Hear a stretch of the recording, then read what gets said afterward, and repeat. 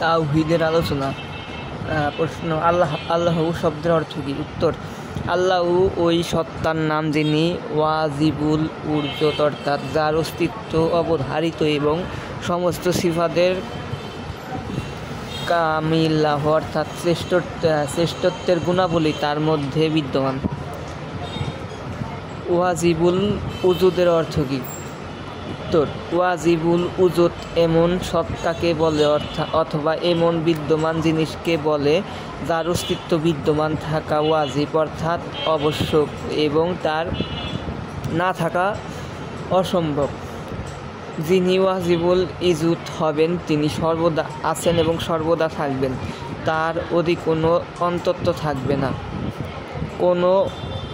কখনো তার অনুপস্থিতি হবে না, নিজে নিজেই বিদ্যমান থাকবেন। কেননা যে জিনিস অন্য কারো সৃষ্ট করার দ্বারা সৃষ্টি হয় এবং অস্তিত্ব লাভ করে সে ওয়াজিবুল উজুদ হতে পারে না। অতএব ইসলামী শিক্ষা অনুযায়ী আল্লাহ তাআলা ওয়াজিবুল উজুদ, তিনি ব্যতীত জগতের কোনো জিনিস ওয়াজিবুল উজুদ নয়। সিফাতে কামিলাহর অর্থ কী?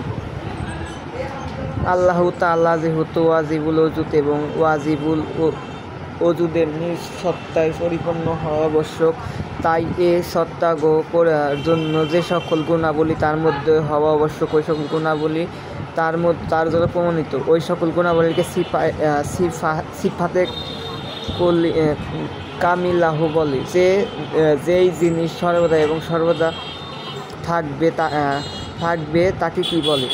এমন জিনিস কমিত বা চিরস্থায়ী বলে। আল্লাহ তাআলা ব্যতীত কোনো জিনিস কমিত আছে, আল্লাহ তাআলা এবং তার সমস্ত গুণাবলী কমিত বা চিরস্থায়ী। তিনি ব্যতীত বিশ্বজগতে অন্য কোনো জিনিস কমিত বা চিরস্থায়ী নয়। তো প্রিয় দর্শক ভাই।